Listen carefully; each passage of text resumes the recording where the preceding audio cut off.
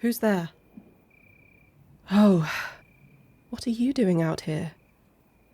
It's midnight. This is hardly the ideal time for a stroll through the flowers. Tending the garden? No, I knew the steward put you to work readying the grounds for the midsummer ceremony. I felt your absence in the castle these past 2 weeks. Believe me. But don't tell me he's making you toil here, trimming hedges and raking leaves. Even at this late hour, you should be asleep. It's not all right. You need your rest just like anyone else. Yes, I know very well how hard you work. You've served in my father's castle since the two of us were children. But you're still a person, not some tireless automaton. I can see that redness ringing your eyes. This isn't healthy for you. Ugh, who cares if the garden won't be ready for the ceremony tomorrow? The lords and ladies of our realm aren't so frail and fragile that they'll drop dead because they have to look upon a few overgrown bushes for a moment or two. Besides, your needs matter no less than theirs. Don't ever say that. You are not just a servant. Sure, you are a servant, and I'm very grateful for everything you've done for us, but you're also my friend. And besides, servant or not, you're still a human being, and you're still worthy of respect, even if you didn't grow up in a gilded cradle as if nobility is all that matters in the world. Well then, you can tell him his crown princess says he's never to put you to work outside this late again. And if he disobeys that command, he'll have my father to answer to. Damn the midsummer ceremony. And damn him too. I'm sorry. I shouldn't have lost my composure. And I certainly shouldn't have sworn. I know princesses aren't meant to curse.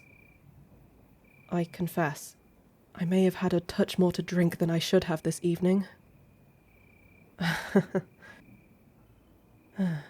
If only my old governess was still around, to see how miserably short the obedient little girl she had spent those countless hours teaching manners and etiquette had fallen, now that she's come of age. She'd have a conniption. It's just... oh, I've been having such a bad night. And clearly it's affected me more than I thought.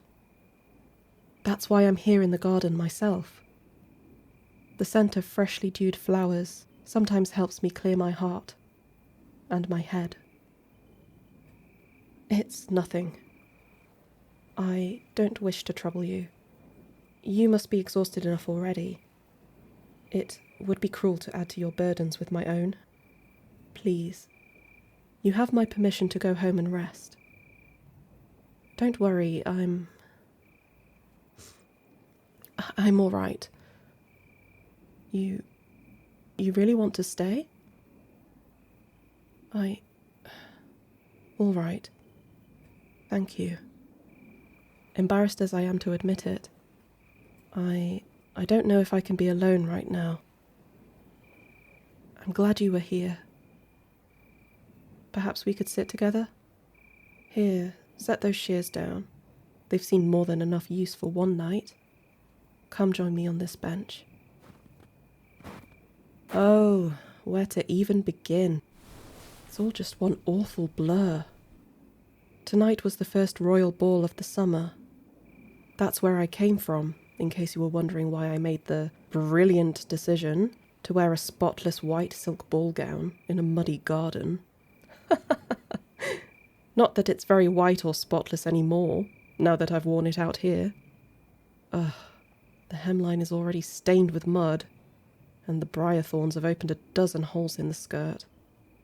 It was so beautiful, and now it's ruined. I must look like such an ugly mess.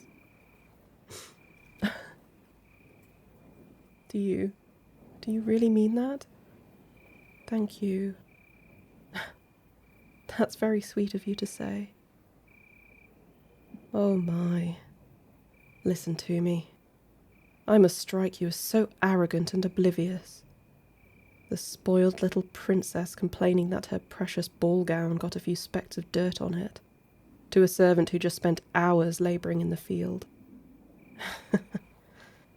As if I have any right to complain about my problems to you. I suppose you're right. We all have our own problems, and they all matter, great and small. I appreciate you saying that, but truly, I promise I won't be cross with you if... You mean it? You really want to stay? Okay, thank you. So, where was I? The royal ball. I used to love to attend balls growing up, even before I was old enough to dance myself. I'd sit on my father's knee and watch all of those fine ladies in their beautiful silks and satins, and gentlemen in their tailored leather, whirl across the dance floor like some great moving tapestry, alive with colour. But the older I grow, the more I begin to see the tears at the seams, the sneers behind the smiles. Oh, it's all so strange and different than it seemed when I was younger. Tonight I was to be the guest of honour, since, well, you know. You don't know? I'm sorry, did I not tell you? You share my company so often, and I thought it was common knowledge. My father is intent on having me betrothed to be married by the year's end. The ball was to be my first introduction to a suitable match from another noble family. I apologise for not telling you sooner. I didn't mean to keep it from you. We're close enough companions that we ought not to keep things like that from one another. Perhaps, I thought if I didn't speak it out loud, it would be somehow less real. I always knew growing up that I'd have to marry the one chosen for me. It's just the way it is for a princess. I can't pretend it was a surprise. But I didn't know it would feel like this when the time finally came. Heirs and heiresses from every noble house of note from every corner of the kingdom were there at the banquet hall. Each manicured and massaged just so, dressed in their beautiful doublets and their gowns, with heavy gems and precious metalworks glistening upon their necks and fingers. They all came to impress. Perhaps it sounds as though it should be flattering, and perhaps for a different princess in another castle it would have been. But for me, it was also wrong. I don't know. Don't misunderstand me. They weren't bad people. Most were kind or sweet, funny or handsome.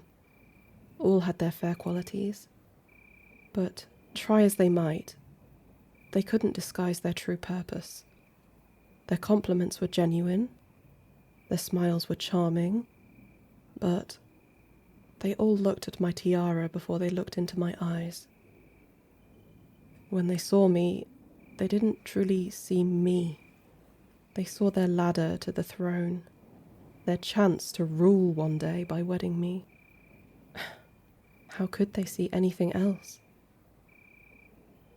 I spent hours hanging on the arm of this lord, or that duke, or this baroness, and having them whisper honeyed words in my ear, and offer me another bite of spiced toast, another sip of honeyed wine, as I feigned laughter. I saw them sneak their little glances at my father across the room, to judge if he approved when they thought I couldn't see. On and on it went. A dozen dances or more, until I just couldn't take it anymore. It all felt so wrong, like such a pale mockery of what love and courtship should be. I felt horrid, I excused myself, complaining of food sickness, and I slipped out of the kitchen door. No doubt my father is making some excuse for me as we speak. He'll be furious that I walked out on a night he planned so meticulously. I know, but I couldn't stay a moment longer.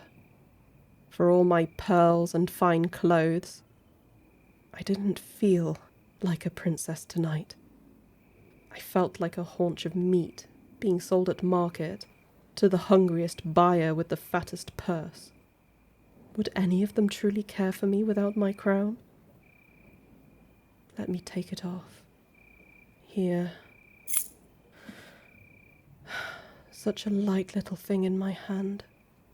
But am I worth anything at all without it? Thank you for saying that. It means a lot. And I already said it, but thank you for being here with me. You know, you make me feel like a princess. What did I tell you? You're not just a servant. You're my friend. Never forget that. You're the only person in the world I feel safe telling all of this, truth be told. And, well, now that you're here and we're talking, I'm starting to realize what I think I've known for a while. Deep down, you're the only one I really feel like myself with. To everyone else, I'm the crown princess. Larger than life. They treat me like I'm a couple of blots of ink on some royal family tree. Not a person. They can only see their future queen, not the sensitive girl in front of them. My birthright is like a mask that I can't ever take off. But you were never like that. You saw me for me.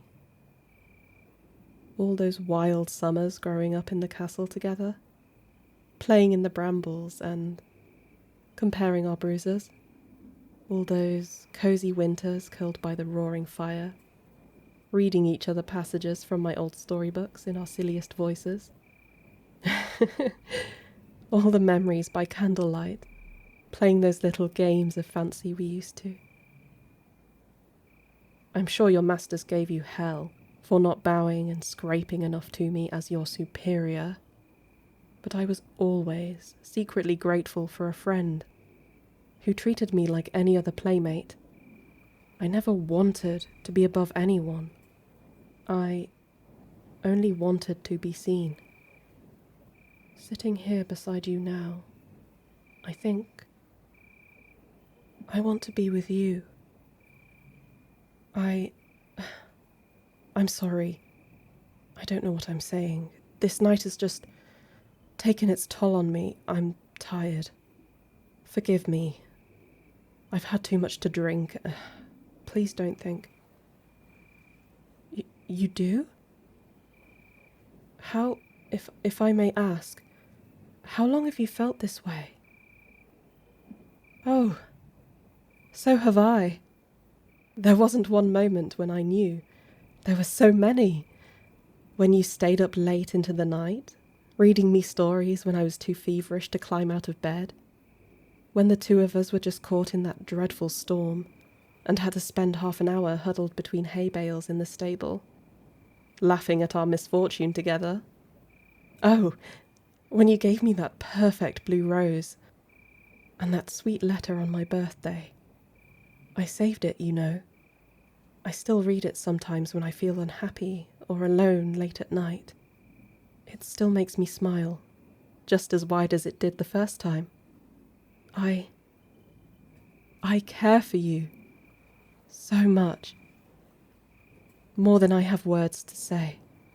Could I have a hug?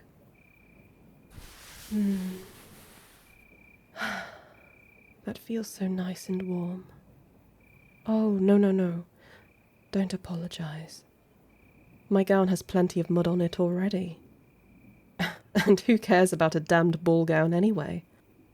Oh, sorry. I shouldn't have sworn. I know princesses shouldn't curse, and... Actually, who cares about that either? Princesses can say what they like. I don't care about any of their rules.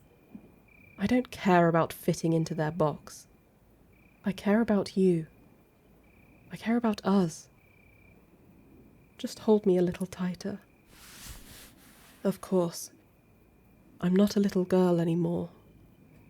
I'm too old to believe fairy tales are real. I know we can't be together the way I want. My father would. He'd never accept it. He'd send you away. He wouldn't be moved by my words or my tears. All he'd see is his daughter, frittering away her precious royal blood on some worthless servant. He'd never understand. But we don't have to think about that now. Perhaps we'll find a way, somehow, to be free one day. But for now, let's just sit here in the garden and enjoy this moment. And speaking of enjoying this moment, there's one thing I've dreamed of doing for a long, long while now. Close your eyes, please, and lean forward. Did you like it? So did I. And whatever happens, whatever they say, they can never take that away from us. They can never take this moment away from us.